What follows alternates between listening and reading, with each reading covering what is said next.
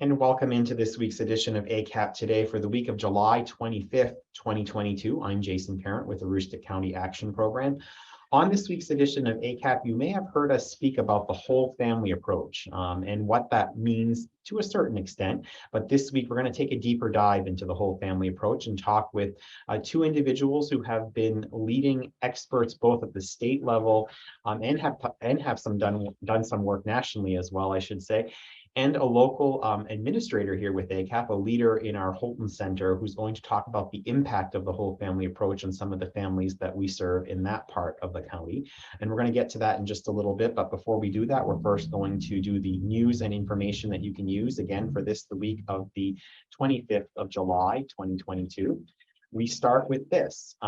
Just last week, the Aroostook Homeless Stakeholders Group, of which ACAP is a participant, released some data on the region's homelessness population.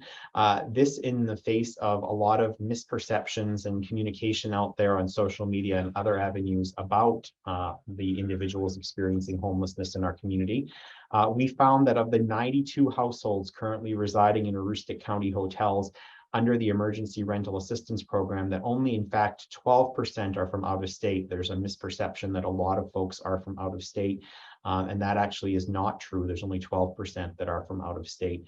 In addition to that, about 23% of the individuals that we surveyed identified as having substance use addiction. And then also another misconception is that folks aren't working, and the reality is that more than half, or 54%, do indeed have a source of income, and 32% are actively looking for employment. So we wanted to get that data out to folks to demonstrate that in many cases, individuals experiencing homelessness in our community are doing so because of the lack of affordable housing.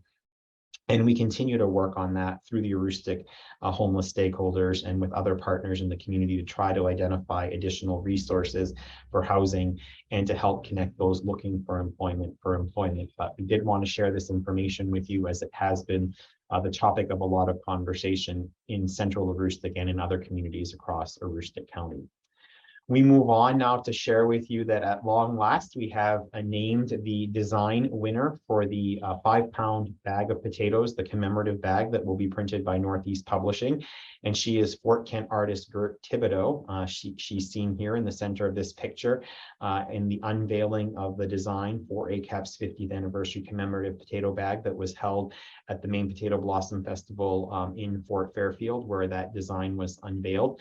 The bag will now go into production with Northeast Packaging Company, and from there we will pick the potato field at the beginning of September, and those bags will be stuffed with those potatoes, and the potato bags will be shared with food pantries across Aroostook County and distributed through our agency as well. And so we thank Gert and the 14 other very talented artists who submitted designs for this contest, and ACAP's longest serving employee there of 45 years, Pat Good, who helped us unveil that design at the Potato Blossom Festival. So congratulations, Gert, and looking forward to seeing the bags printed in a few short weeks. We also wanted to share with you that the collection drive known as Stuff the Bus continues at Aroostook County Walmarts. You can also drop off any donated items that you'd like to give to help individuals who are returning to school, youth throughout our community who are returning to school, get backpacks with a number of school supplies in them. You can drop those off at the United Way of Aroostook, either of the two Aroostook County Walmarts in Holton or in Presque Isle, or at an ACAP location near you. We want to thank our sponsors for this partnership project along with United Way of Aroostook. Those are Katahdin Trust Company and Town Square Media Group. Thank you for raising awareness. There were the events, the live media events that were held last week, but this week is still time to bring in the donated items or to purchase them when you're at your local Walmart or some other local store. And we encourage you to do that and to leave them behind so that we can get those items distributed. And we'll have more to come on an event that we're doing in August, our back to school event, where those backpacks will be distributed at ACAP locations across Aroostook County. Also, thank you to the other partners, Adopt a Block Aroostook in Holton area, for helping us in the southern Aroostook area and being a partner on this project as well. We also wanted to share with you, if you haven't already heard it, that there is a new place where you can call or text. It's the number 988. It's sort of similar to 911, but it's when you're having a crisis that is related to mental or behavioral health or even suicidal thoughts. You can now, effective July 16th, call or just dial 988 or text 988 to reach a trained crisis counselor who will be able to provide free confidential support. So we're encouraging folks and getting the word out about this new 988, very simple, easy to remember number that is now a new service that is available here in the state of Maine. We also wanted to share with you that we are out and about in Aroostook County and encourage you to come and check things out. If you see an ACAP table or the ACAP logo at an event, to connect with us and make sure that you learn about our 40 programs and services, or more than 40 programs and services available through the agency. We know folks are challenged right now with the high cost of everything, and there may be some programs at ACAP that you're not aware of that you can take advantage of. So please stop by and say hello to us if you see us out and about at a community location near you this summer. And one of the things that we're doing to engage our community this summer is the ACAP Summer Scavenger Hunt. It's about completing 50 missions in 50 days. And don't worry if you're not already signed on. This continues to run through the 10th of August, and there's plenty of time to catch up. Folks who enter into the competition and score a certain number of points will be entered into a drawing to win one of 3 cash prizes noted there on the screen.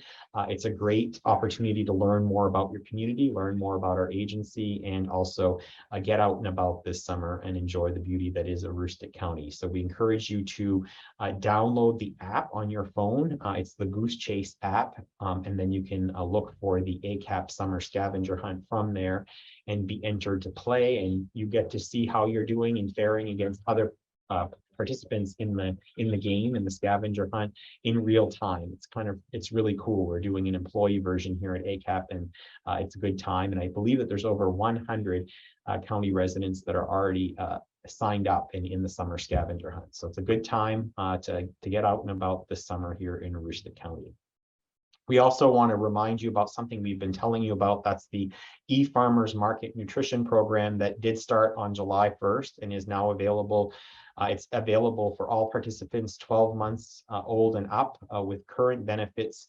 And it allows you to receive $10 for locally grown fruits and veggies through your local EWIC certified farmer. So we encourage you to contact ACAP's WIC team and get yourself enrolled in the Farmers Market Nutrition Program. And if you're not already enrolled in WIC and you have children in your household, preschool age children in your household, it's a great opportunity to check in to see if you're eligible for the WIC program.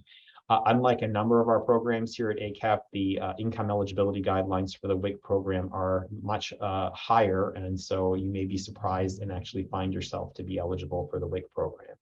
Speaking of the WIC program and farmers and connecting with farmers, the farmers market season is underway for our WIC program. We held one on July 13th.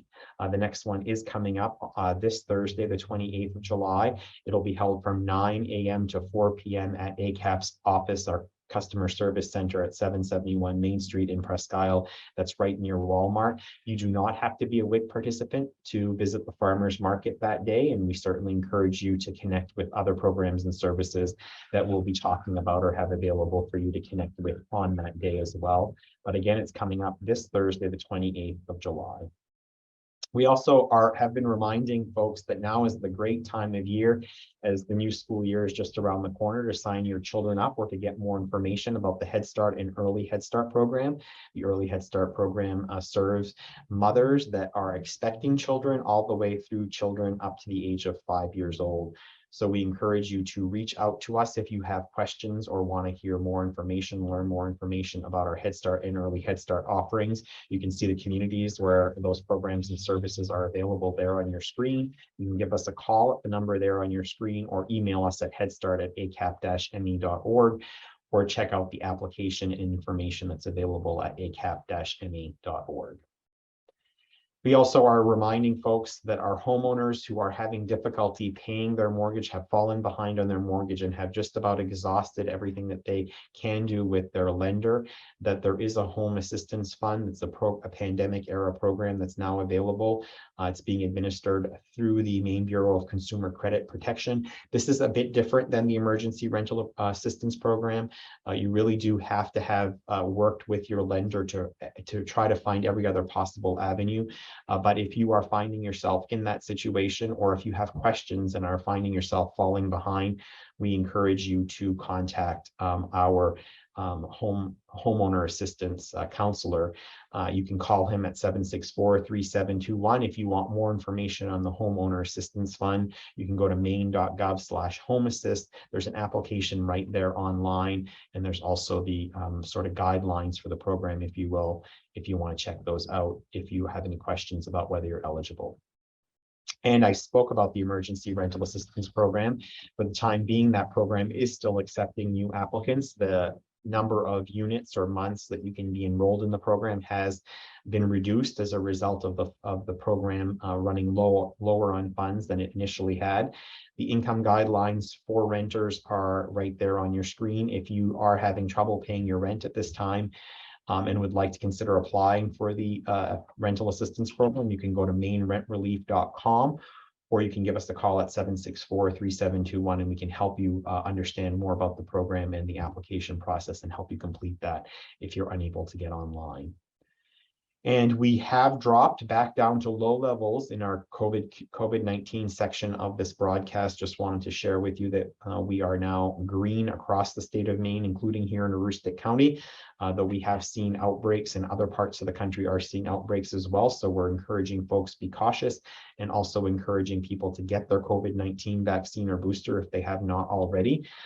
Everyone who is now 5 or all preschool age children all the way up to senior citizens are now eligible to receive the COVID-19 vaccine. There's also a RIDE program available through DHHS, information there on your screen on that. And we do want to let you know also about the COVID-19 test kits that remain available. They've recycled the website, if you will, so that if you had previously ordered COVID tests through covidtest.gov, you are eligible to receive additional sets.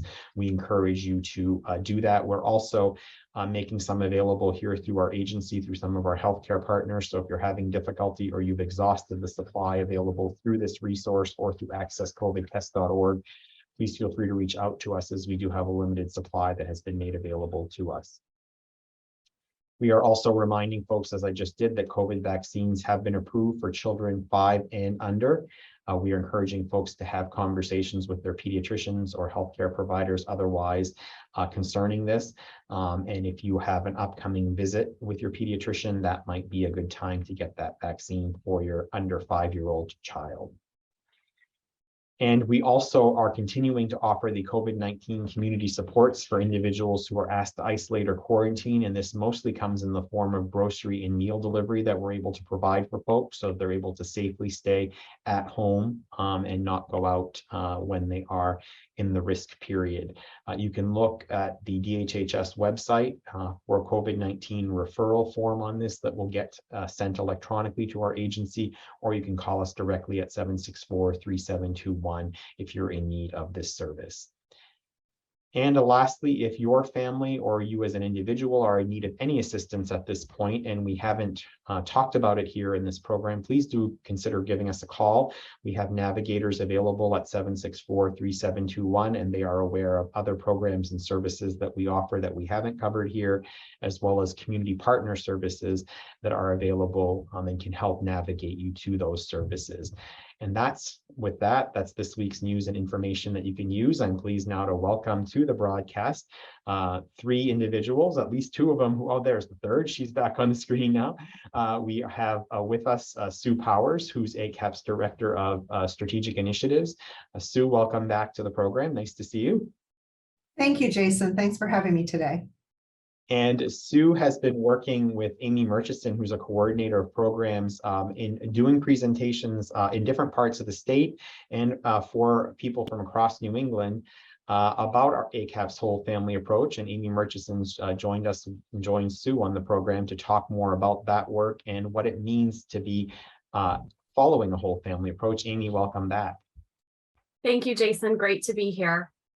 And we're so pleased to also be joined by Holly Matheson, who Holly oversees our team in Southern Aroostook, oversees our centers and our programs in Southern Aroostook. And Holly's here to speak about the importance and the significance of using the whole family approach and the difference that it makes with families. And we're very anxious to hear how that is working for your families down in Southern Aroostook. So thank you for joining us, Holly. Thank you very much. All right, so Sue, let me begin with you because we talk about the concept of whole family, and folks may have heard the usage of the words two generation in the past as well. They're kind of interchangeable, but help folks understand what it is that we mean here at ACAP when we say whole family or two generation. Sure.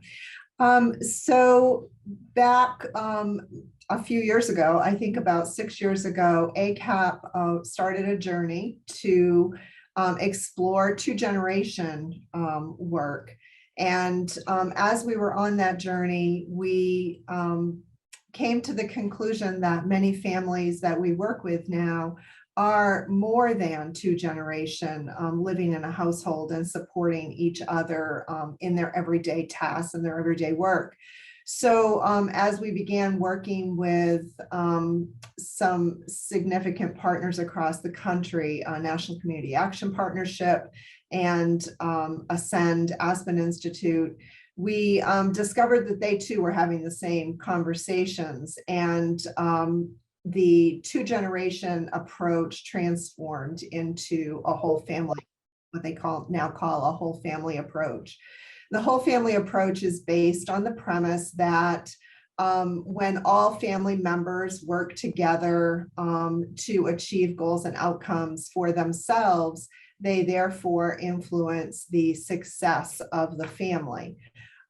So in a whole family approach, we work with the parents, the grandparents to achieve social capital, to build networks within communities so that they have connections and places to go for support. We work with them on employment pathways and education pathways to improve their employability or to help them to receive training. What you see in front of you now, the slide that Jason has just brought up, is the Ascent Institute core components.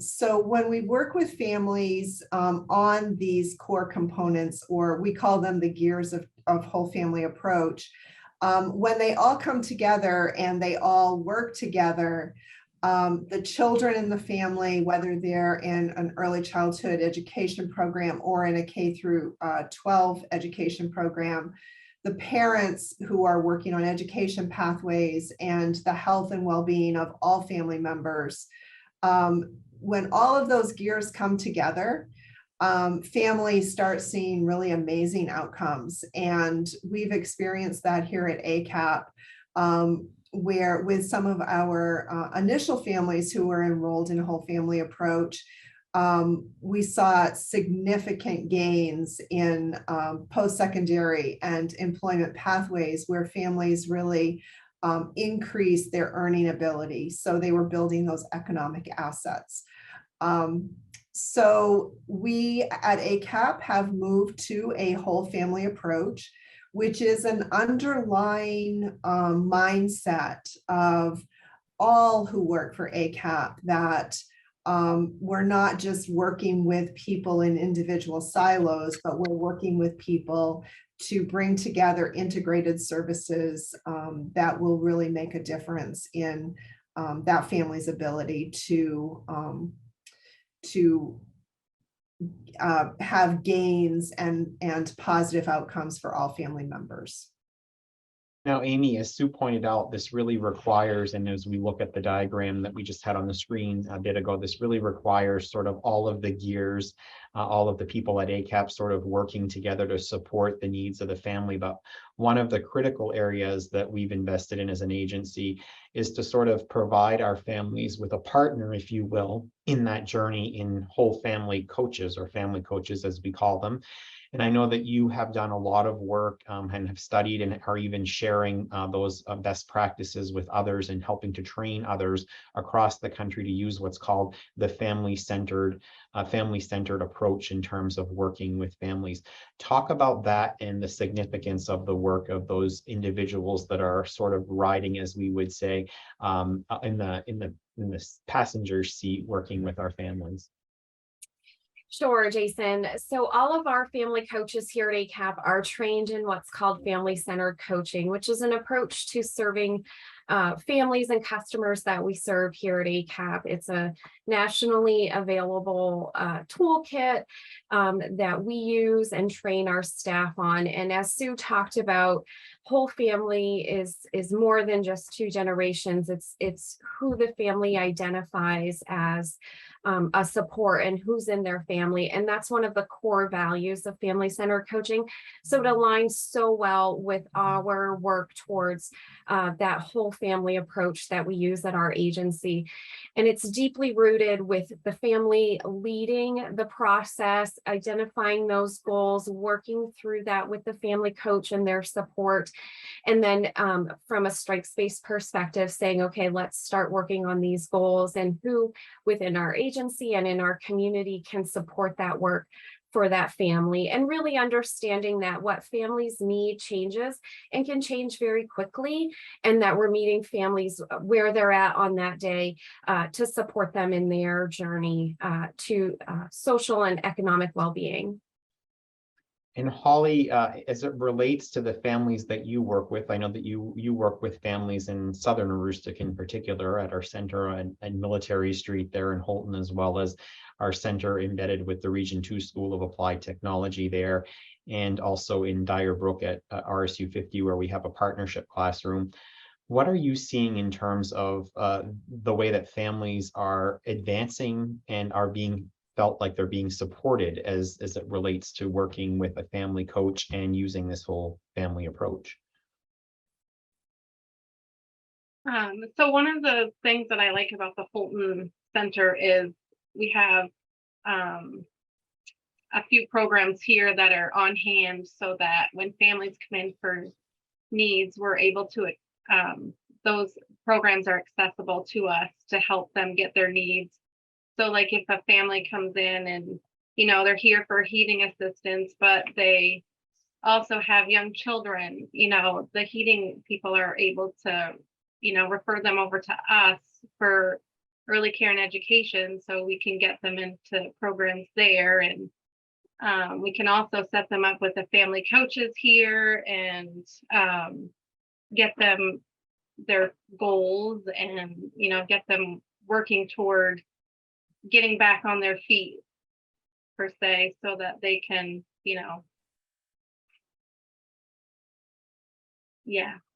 it's really providing that support. And I think, as Amy spoke about, it's letting the family sort of lead the way, but it's providing them with the options and the opportunities that are available to them. And it's oftentimes one step at a time. It's maybe getting that first enrollment happening, or vice versa. You might have a family in your early care and education classroom that for whatever reason is not receiving home energy assistance, or is not receiving, SNAP or something of that nature, and making sure that they get connected with those services so that they can start to sort of begin to feel a little bit more stability. And then perhaps look at things like, do I want to complete my high school diploma, or look at potentially at post-secondary education, or how do I get into employment? It's all of that. And what is it that as you're working with families, that level of support and providing that support, how much does that mean to them? I'm sure that you've heard from families that, gosh, this has been so helpful for me, or things of that nature. What are you hearing? Yes, the families are very thankful of the support that they receive here at ACAP, whether it be in the early care and education program, knowing that their child is, in a structured environment and safe while they're, getting back on their feet to get a job and getting into the workplace. I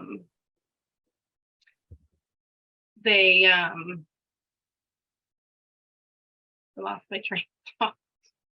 I think So that, yeah, sorry. they're go ahead. very thankful for the support that, we have here for them, and, the different avenues that they can go. And,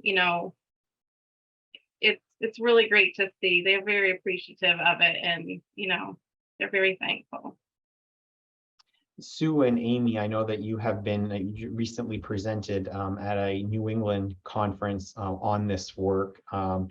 What are you sharing with other agencies? I'll begin with you, Sue, in terms of those who are either just starting on this journey or who are starting to really pick up their own steam, if you will, on this journey. What is the important information that you're sharing with them? I believe the most important piece of information that I think people are hearing is that it's a culture change. It's a change in the way we do our work. For years, I believe social service providers addressed the need that the parent or the family member came to them to access. They may have come to ACAP for HEAP, and we delivered HEAP and sent them on their way without really looking at what else was going on in the family that we may be able to influence. So it's really a culture change of working with families to integrate services, to bring all the services that a family may be eligible for or may truly need in order to increase that social and economic well-being for all family members. So that change in culture, change in the way that we look at service delivery. Many times when a family enters, they think they only need that one service. They wouldn't dream that we would be able to give them 5 different services and say, keep coming back. We'll schedule a meeting with you once a week to work on these other areas. And I think, as Holly mentioned, many times families that when they discover that are so very thankful that there's someone in their corner that is saying, yes, you can do this, and we will be there with you, beside you every step of the way, and we will support you however you need support. But you're driving the bus. You're the one, the customer is the one that's making the decision on what comes next. And Amy, while that process is happening, there's data collection happening. I know that you are working with coaches and even the teachers in the classroom, along with Holly and her counterparts across Aroostook County, to sort of measure the family and the child's progress at regular intervals. And so talk about what it is that you're looking for with families, what you're measuring them on, and how those results are really demonstrating that this approach is working.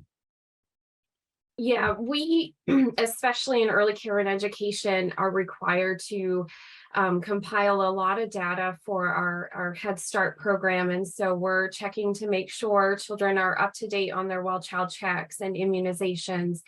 And if they're in need of mental health or behavioral health supports, that we're linking them with them and tracking that. So we're meeting that component, not just of our Head Start program, but of the core components, as Sue shared at the beginning, around whole family.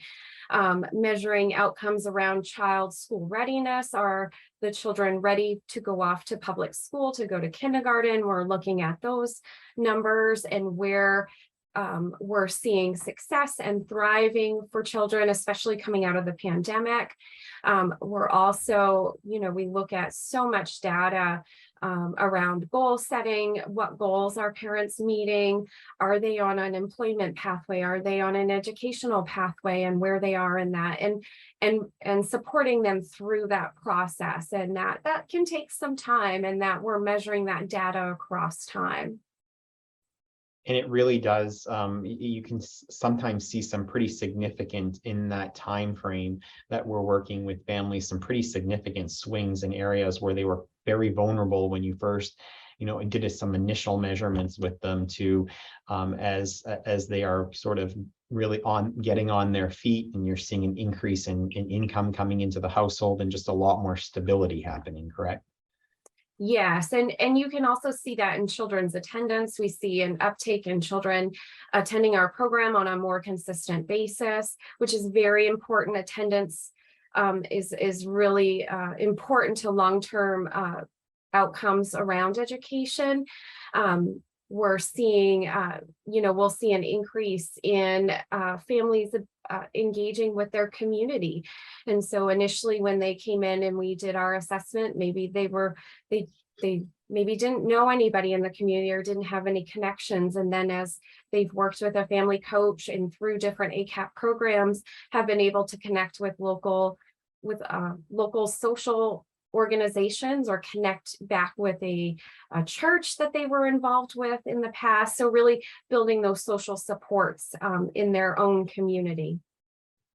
And Holly, I imagine we talked about and had you share what it means to have the coaches and the work that we're doing to support families in this holistic way for the families themselves. But I can imagine that for members of your team in Holton, both on the education side of things and your staff that work in other programs for ACAP, as you mentioned, that provide some of those supports for those families, that this approach and the work of the coaches and the work of the team being interconnected must be something that your team is also feeling helps better support families. Yes, they are really grateful for family coaches here in the building, so they can go to them when a family is in need. They can, go to them and see what services are out there and available to them, so that they can get what they need to get through that little bump in the road. So the teachers are very, very grateful of that service. So, and they work great. They all collaborate great with each other, the teachers and the family coaches, to all make it work for the family to make sure they get what they need. So it's great. So we've been talking about some of the difference made with families, but I know that in your previous answer, you talked about the transformation and how you're helping other agencies, along with Amy and Jamie Chandler, our Chief Operating Officer, and others from the agency, who talk about the work that we've done and things that we've learned from others across the country ourselves in our efforts to be engaged in a community of practice around this.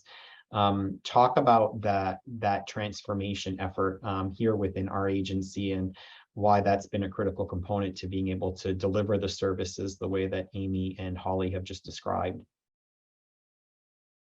So that transformation has happened at ACAP over the last, I think it's 6 years. Does that sound right? Yeah. It seems like it's always been this way, but we know it hasn't. So our transformation really required our agency to look at structure and how the agency is formed structurally. We use the term breaking down silos, and it may be an overused term, but it really is the best descriptor of what we've had to do in order to actually move to a whole family transformation. So we've really had to move people within the agency out of thinking just about their one service delivery. Into thinking about how do our programs intersect? How do we support each other in our work? And we talk a lot about cross collaboration. So how can someone from workforce development support youth programs in prevention? And how can prevention support workforce development?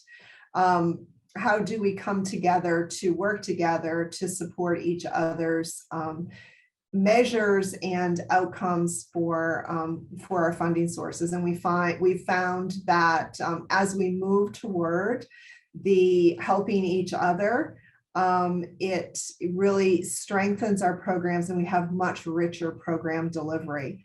We're still in process. And we are now working across the state of Maine with other community action agencies to move to this more integrated, cross-collaborative support of programming to bring a much richer service delivery to the customers that we serve. Sue, there are so many things that we could talk about as it relates to whole family. It's really it's an approach that, as you pointed out, we've worked on here diligently for the last 6 years and are still working every day to bring this work about and support our families in this new way.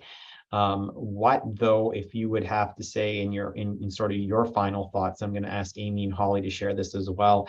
Have we not talked about that you feel that it's important people understand, or that you wanted people to walk away with in this sort of overarching discussion about this whole family approach and the work that we are doing here at ACAP and statewide? I think what's most important is for everyone to understand that it is a customer-driven process, that we take service excellence and customer support and customer needs very, very seriously as people walk through the door. It's not about telling people what they need. It's about working with them and asking them what they need from us, and really bringing our support from a strength perspective of where are the family's strengths? What is the family doing right now that is really successful? And many customers who walk through the door may feel like I'm nothing that I'm doing is successful. And as we have those strength-based conversations, people usually walk away saying, oh, wow, I am doing a couple of things here really great. And this is something that I can do to build some more strength and capacity within my family.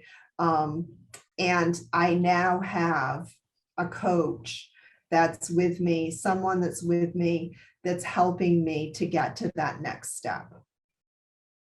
And how about you, Amy? What have we not talked about as it relates to the whole family approach that you wanted to make sure folks knew about? What I love about the whole family approach and the work that we've done at ACAP is that we're able to respond. We're responsive to whether it's a family coming in, an individual customer, and they may be in need of heating assistance. But as we're talking and having conversation with them, we're offering them the choices of other programs in which we have under our umbrella here at ACAP, or maybe that we know is available within the community. And that feeling of having that power and having that choice over what services you're receiving is so very important for all of the customers we serve. Indeed. And Holly, what about from your perspective? What is it about the whole family approach that we haven't talked about yet in this episode of ACAP today that you wanted to make sure people understood? I think for my side of it, it's allowing the people to know that it's a process. It's not something that is going to happen overnight. It takes work, and achieving those little goals with the family coaches help families feel good about themselves, and that things are moving forward. And so I think achieving the little goals and getting back on track. And I think all three of you have seen that once families start achieving those little goals, and then they look back and suddenly they've achieved really big goals because they've achieved all of these little milestones. I think many are just, surprised that they've achieved something that when they started this work, they never thought would be possible, but because they sort of took it sort of one step at a time and felt that support of the family coach, their teacher in the classroom, other program service delivery folks at ACAP, that it's made a difference. Absolutely. Well, I thank you all three for this conversation. I know that we do throw out that concept of whole family approach, and we talk about it. We talk about it with our customers, we talk about it in the community, but it's been great to sort of do a deeper dive and help folks have a better understanding of what we mean when we say the whole family approach. So Holly, thank you for bringing this topic as a suggested topic for ACAP today, and for joining us with your on the ground perspective with families that you work with in Southern Aroostook. That's added, I think, a great deal to the conversation. And we end our broadcast as we usually do with our throwback snapshot of the week. And this week we take you back to 1983. And in 1983 to this Staff Appreciation Day, where some ACAP team members took to the field to play a game of softball, or at least it looks like that. Maybe it's wiffle ball. Sue, do you remember this particular Staff Appreciation Day? And I don't necessarily recognize the landscape, so maybe you could give me an assist on this one. I do. It was at Spruce Haven, and it was back when we had departments before Whole Family Approach. And we had a department softball game, and it was high stakes competition. It looks like it was. It looks like it was also a good time on what looked like a beautiful Aroostook County day as well. Yes. All right. So with that, that's the end of this week's ACAP Today. We'll see you next week for another edition. Until then, have a great week, everyone. Thank you.